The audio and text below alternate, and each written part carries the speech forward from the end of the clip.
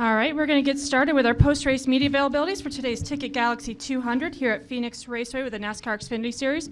We are joined by two of our drivers who have made the championship four and will be contending for the series championship in Miami next weekend.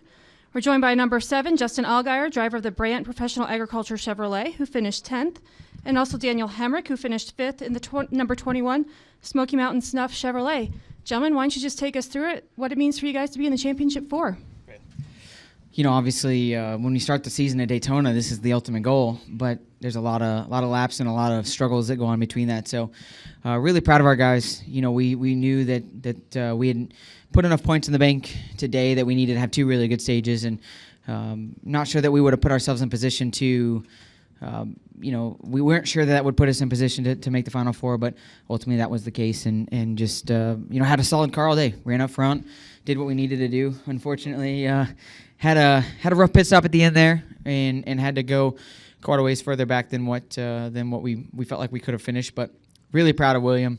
To have a Junior Motorsports sweep here at Phoenix this year, pretty incredible, and I feel like we're bringing really quality race cars to the racetrack every week, and that's what we're going to need next week to battle it out with this guy and my other two teammates for a championship.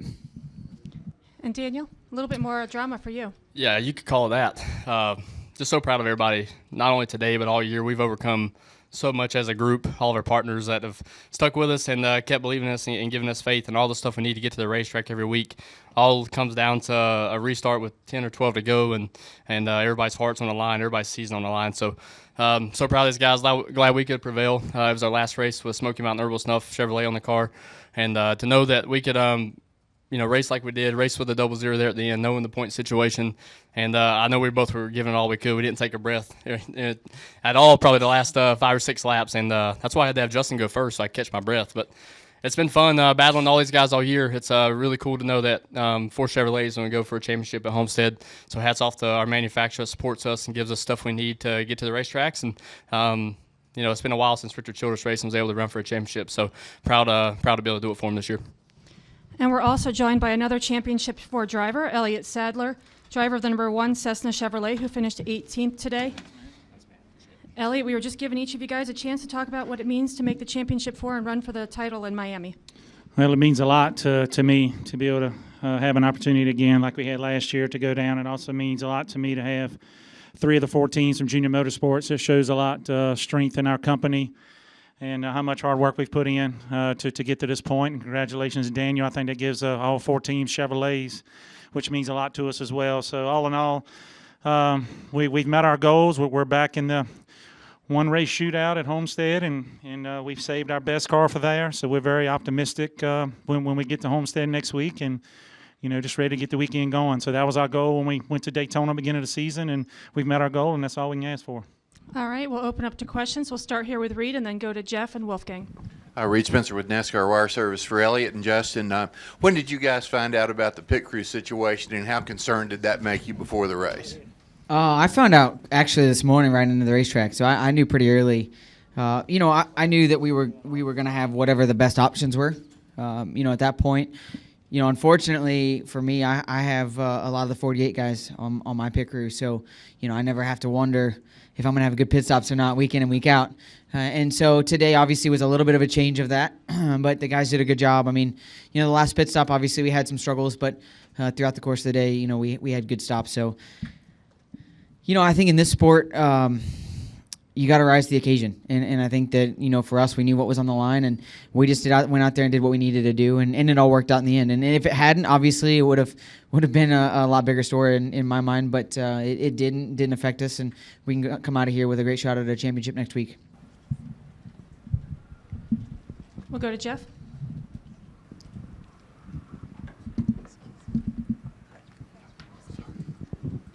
Jeff Gluck from jeffgluck.com for Daniel. How aware were you of the situation, those closing laps there? I mean, it was pretty tense and the things were swinging pretty wildly. How in the loop were you?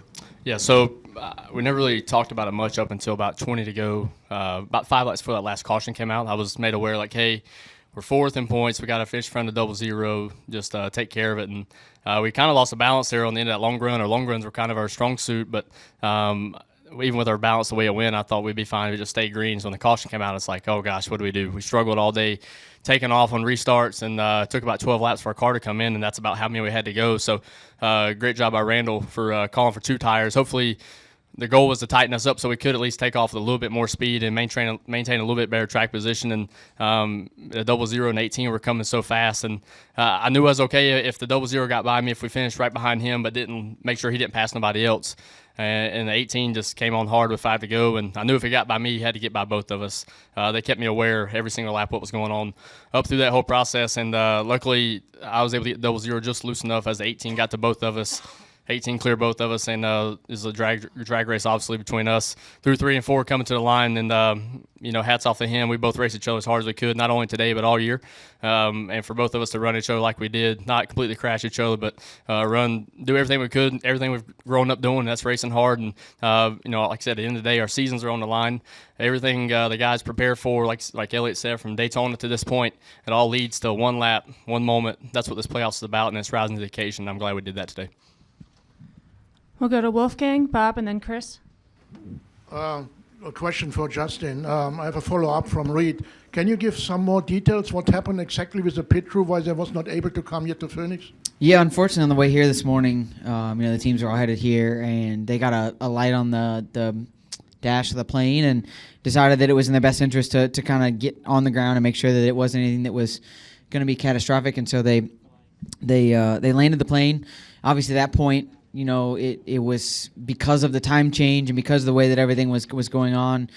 There really wasn't time to send another plane from the Charlotte area.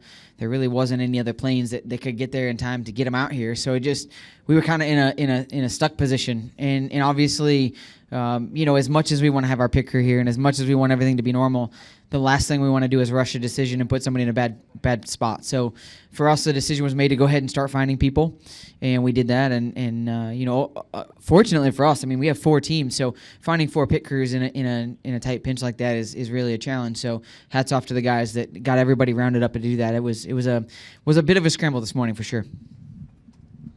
We'll go to Bob, Chris, and then Jim. I have a couple.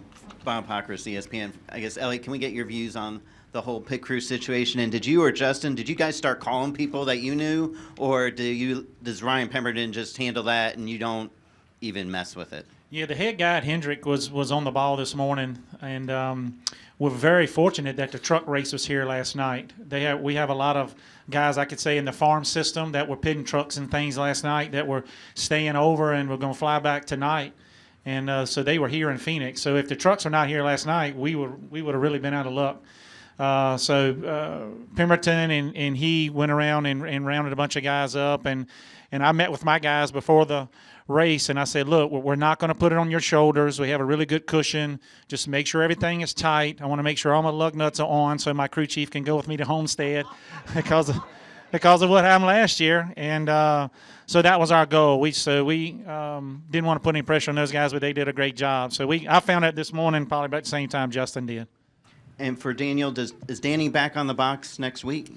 I'm not sure about that. I know whenever, first off, he was one of the first ones that they gave me the phone to me after I found out that we made it when I got out of the car. So that was really special to get a phone call from that guy. He was the heart and soul of this team all the way up until his suspension. And he's continued to be the motivator back at the shop all the way up until the hauler leaves, and been very involved throughout the process the last couple of weeks. So with that being said, we made the switches internally, not only our group, but a bunch of groups a couple of weeks ago. And I'm confident that he'll be down there with us. I'm not sure who's going to be on top of the box. We'll kind of, sit down, I guess, probably tomorrow, tonight, regroup, figure out what the plan is there. Because in all honesty, with his leadership back at the shop, the way he's kind of helped us, guide us through practice, and with Randall, he's no slouch by any means. He's top of the pit box, and he calls a great race. So I've had just really good race cars the last couple of weeks. Glad today we were able to put it together, and like I said, we'll reevaluate as far as who's going to be labeled as that guy. But I promise you, as 530 people strong, that's who the crew chiefs are next week. It's all of us going in together. We'll come up here to Chris and then go to Jim and Dustin. Chris Knight, catchfence.com. Bob stole my thunder, so I had to come up with some real quick. But your rookie season in Xfinity, you went through the highs and the lows. can you describe what those last moments were like inside the cockpit? Were you starting to get nervous or edgy or anything like that? No, that's kind of when we all start racing, for me, it was at 5 years old. It's those moments is what's kept us in this. That's what the driving desire is every single day, to wake up and do this. And all of us up here, as well as all of us competing week in and week out, are fortunate to do that. So with that being said, those are the moments that you live for, and you hope to be able to get that excited about anything as your career goes. So I'm just very fortunate. Like I said, that's my rookie season. We've been through a lot together. The highs have been really high, and the lows have been as low as almost you can get. As like I said, we're on a 4-race suspension from the loss of our crew chief. But with that being said, the heart of this group has done an unbelievable job just rebounding and sticking together and really, kind of coming through the struggles with our heads held high and making the most of every weekend. And that's why, as a group, as a rookie group together, that we've been able to accomplish the things we have. And I'm really excited to know that we get to go not only race our championship next year, but I got a home for next year moving forward. We'll go to Jim and then Dustin. Jim Utter, motorsport.com. For Daniel, kind of a follow-up. You clearly have had your best performances as this season has wound down. Does that give you some confidence that having made it in on the last race, you have a chance to come away with the championship next weekend? Yeah, absolutely. I think that's the goal, is to continue to get better. And if you're not going to be as good as you want when you start the year, the best thing to do is be as good as you can be and be your best that you are at the end of the year. And that's what we've done.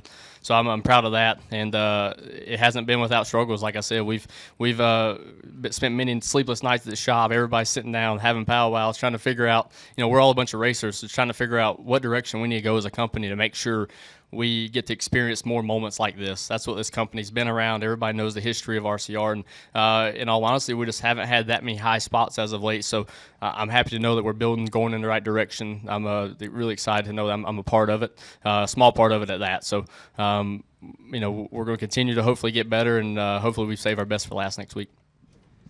We're going to wrap up with Dustin. Dustin Long, NBC Sports. Daniel, as you alluded to, you had the suspension of your crew chief and others.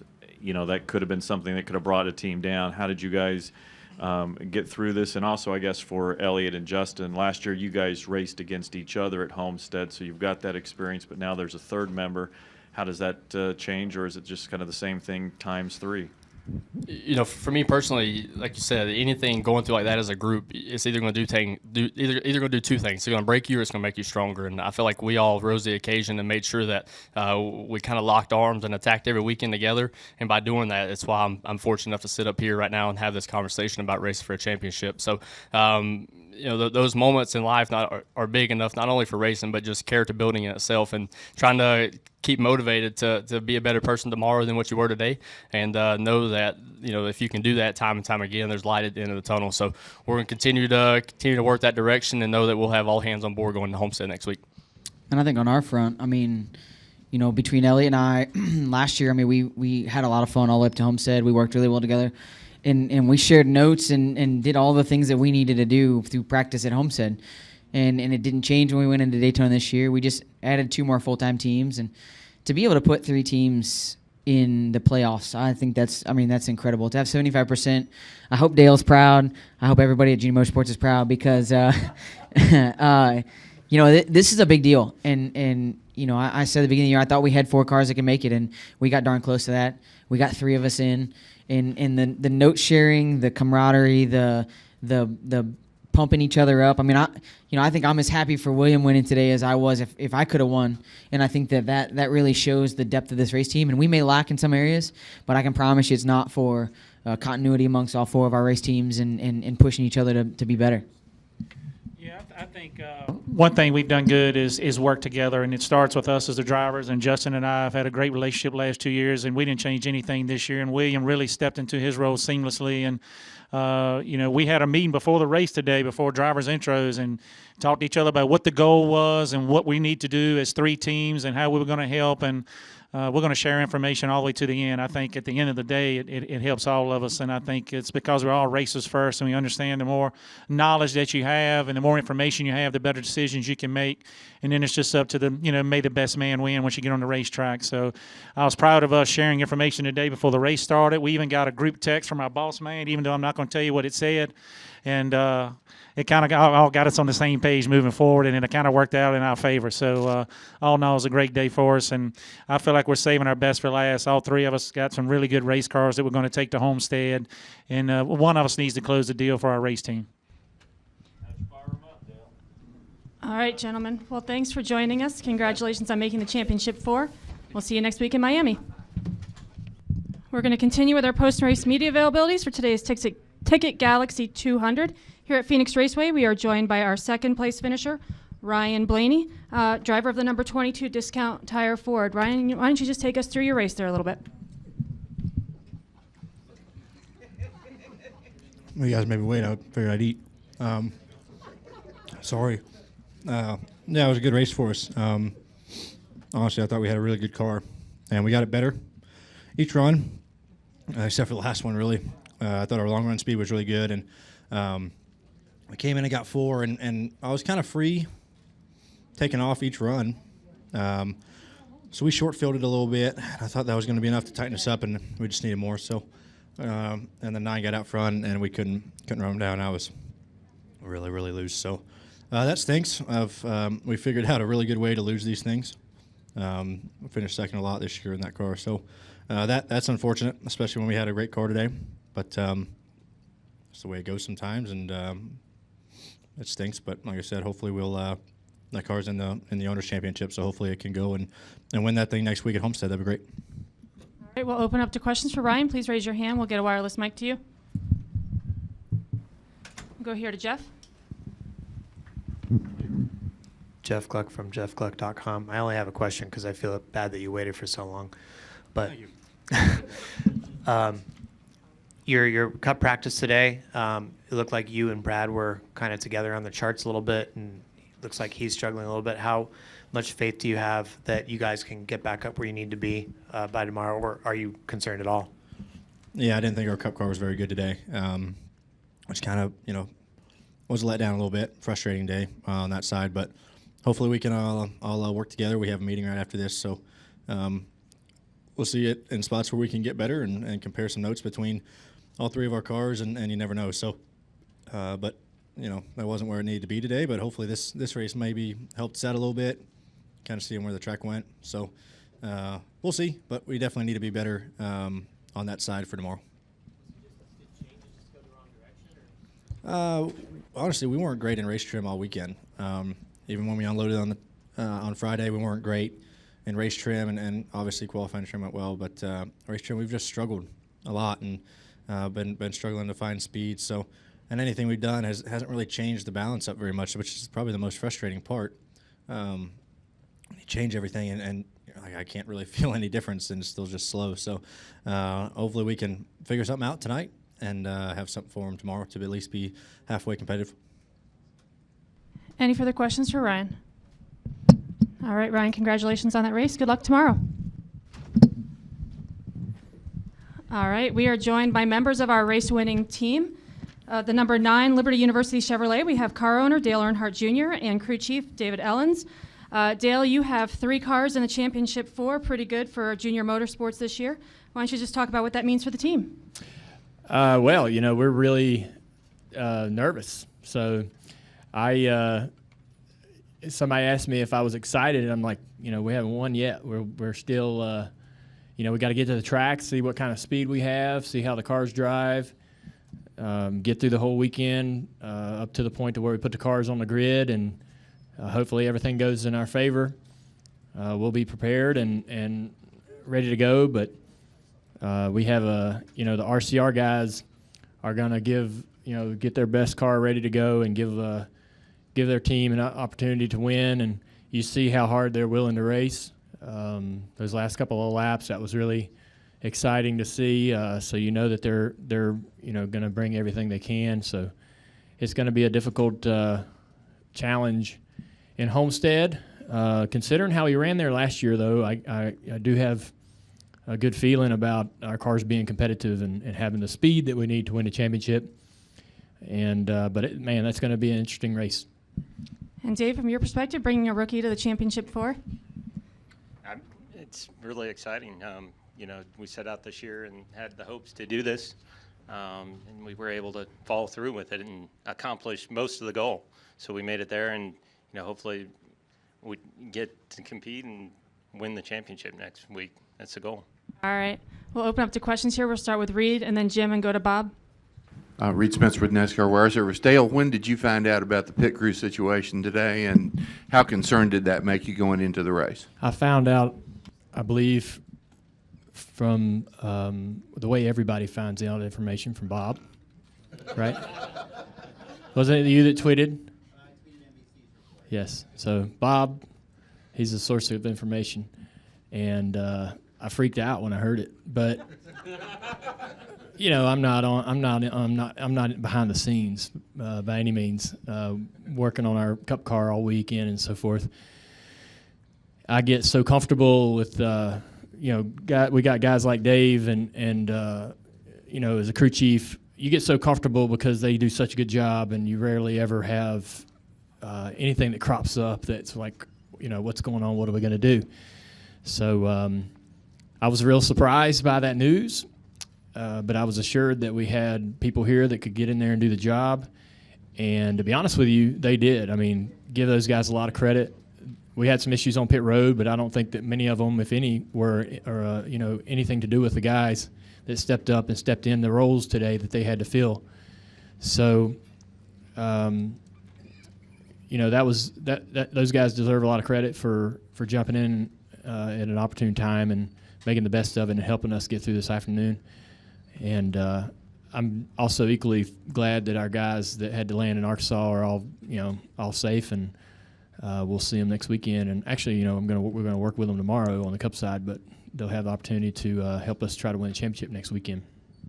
Before we continue with the questions, we are now joined by a race-winning driver, William Byron, who is a member of the Championship 4 and will be contending for the championship in Miami next week. William, why don't you just take us through those last couple of restarts there?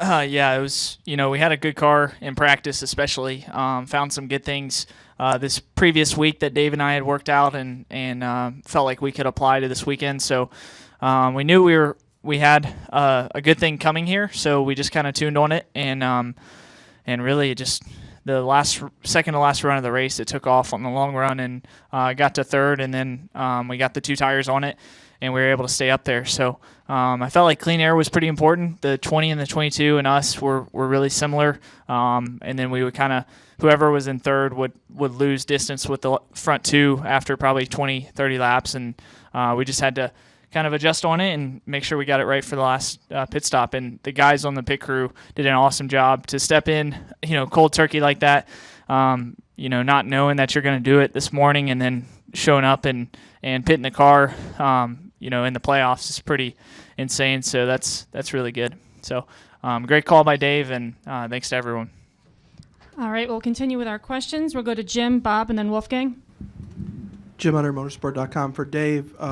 Just kind of your thoughts about when you heard the news this morning, and with the race being decided by a gutsy pit call at the end, to the experience that you had with the crew during the race, did you have any second thoughts about your decision at the end of the race? To start out with the pit crew news, when we found out this morning, the hope is that, our normal guys are going to get here. And it wasn't until, probably about qualifying that we knew that our normal guys aren't showing up. So then you're starting to figure out, we already had a plan in place for some of the Hendrick developmental guys, and then trying to put the best players together. And Hendrick has a lot of depth in their pit crew, so we had a lot of options to choose from. And we had a lot of confidence in the guys we had going into it. Unfortunately, we had some issues with the car where we couldn't get the left side of the car up, and that actually hurt us at the start. The first two stops, that hurt us a little bit. So it made our final call pretty easy because we couldn't jack the left side of the car up. So we put right side tires on it just to keep the track position. We'll go to Bob and then Wolfgang and Sam. Bob Pockers, ESPN. Dale, why not bring these guys in on Friday? Oh, man, I don't really have anything to do with all that. I just sort of I get to come to the media center when we win. But, we're lucky to be able to have, honestly, we're really lucky and fortunate to be able to work, have the caliber of pit crews that we have. They give us the opportunity every weekend to win. And I know that's kind of the boring answer, but that's the truth of it. So we're kind of thankful to even have those guys that are working on Sunday, to have that caliber team on Saturday. And it's a great relationship between Hendrick and us to be able to do that, So, but it's probably an expense issue as far as hotel rooms and so forth. And we have, there's planes that fly up here that are on a schedule that don't abide by our schedule. We have to abide by theirs. So we take the opportunity to get here, or they take the opportunity to get here when they can. So we can't control concierge and those people. We sort of take the opportunity when we can to get there. We'll go to Wolfgang and then up front to Chris. Question to William. First of all, congratulations. I hope the question is not too personal. Last week in Texas, I bumped into my old friend Max Pappas, who's also here, and he told me he's coaching you. Can you tell me in more details how this cooperation came up? Because he was a very, very popular open-wheel driver back in Europe before he moved to America, and that was very impressive and to know for me that he's coaching you. Can you give some more details? How is the cooperation working at the race weekend?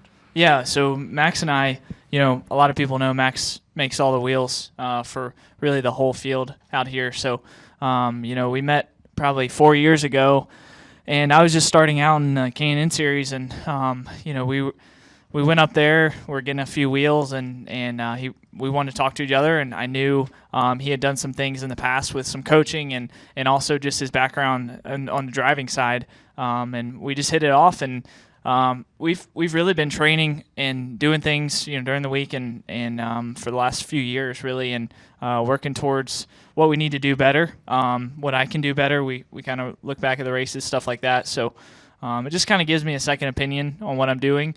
And it's just working out really well. So can't thank him enough for being here and really helping me out and being kind of another eye for me to see what I'm doing. Chris? Fans.com.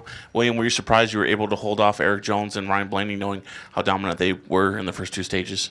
Yeah, I mean, I think our car was definitely really good on the short run. Our long run speed, I think, was just about me not building the air pressure. I felt like the last long run I found a little bit to keep the right front under us, and then after that I just kind of went into what we did in practice and kind of drove it like I was in practice with the short run speed we had. We really had a lot for 15 laps, so it was perfect for us, and I really felt like we were just as good as them, and we just needed the track position. We'll go to the back. Follow. I mean, Dale, what does it mean to have Chevrolet all in the top four going to Homestead? Yeah, I think. Sorry, I can tell you that it means a lot to us to even have that Hemrick's in, that it's a Chevrolet, all four Chevrolets. When I was talking to Algar and Elliott, that's one thing that they said. It's awesome that we got all Chevrolets in this thing. So I've grown up in a Chevrolet family.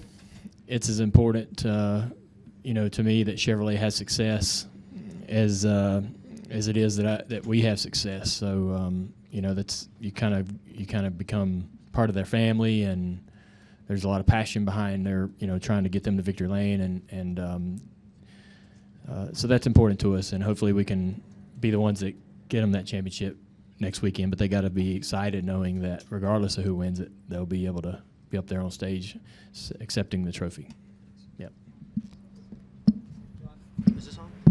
John Haverlin with ESPN Albuquerque. I'm glad Wolfgang brought up that question about you and Max's relationship, because I was wondering if he's going to help you as you move to the Cup Series next year. Is he going to have a role with you at Hendrick Motorsports as well? I think definitely during the week with me. Really he's always coached me, so I think it's more what I can do better, not what the team, we just leave that's my job to communicate with the team. So, I have a direct communication with Dave and all the guys, and then if I have questions in my head about what I'm doing or what I'm asking for in the car, then I go to him on the side. So that's kind of how it's worked for us, and like I said, you need those kind of people. I watch a lot of their sports, and some of the guys have different people that they want advising them, and just a second opinions, second eyes. So that's what I use them for. We'll go to Jim and then Sam. Jim Motorsport.com. William, before the start of the playoffs, you were recalling the gut punch you felt here a year ago. How much different does today feel? Yeah, last year sucked. that was terrible. So we had great trucks last year. Rudy did an awesome job, and that team had been together for a few years and just kept building. And just like you're seeing this year with Christopher. So, for us, we were racing hard, didn't really expect to have an issue like that, and it happened, and we didn't get our shot to get to Homestead. So this year, we made sure that didn't happen, and we executed well. We had a lot of adversity. I feel like through the playoffs, we've had, just different things, weird things happen, and we've been able to rebound from those. And if they're not if they're before the race or they're not affecting our finish, it's okay. And we've been able to get a good finish, and that's what matters next week. So we're just gonna make sure we execute next week, and we know we can win, and we know we can go out there and compete hard. Go to Sam and then Bob. Sam Brennan, Arizona State University, Blaze Radio. Next time you're going to be racing here, you'll be in a Cup car. How does that kind of carry over your thinking of taking on the track, and how does that affect your expectations at Phoenix, getting a win here? Yeah, I don't know. That's next year. There's a lot that's going to change, and a lot that I've got to learn. So I'll just prepare for that when I can. But Phoenix has historically been good for me. I feel like I always can find speed. I just need to figure out the long runs during the daytime a little bit. But it's coming over time, and the guys brought a great race car, and I kind of know now what I need here. So just got to carry that over to the other racetracks, get that feel. Like I came here in the truck the first time. That was my first ever start, and I really made a lot of notes then. So I need to just make sure to do that at every racetrack. We're going to wrap up with Bob. Bob Pockers, ESPN. William, does it matter that you won the truck race at Homestead last year? As far as going into next week? I mean, it's good. I mean, it's good confidence going there. I think it's worrisome for everybody else maybe, but I don't know. We'll see. We just got to go there and do our job and see what we can do. I feel like we used a couple races this year where we had mechanical issues to run against the wall and learn that, and I think that's going to give us a good one-up to at least start practice in the race. So we'll just see what we have when we get there. Gentlemen, thanks for joining us today. Congratulations. We'll see you in Miami.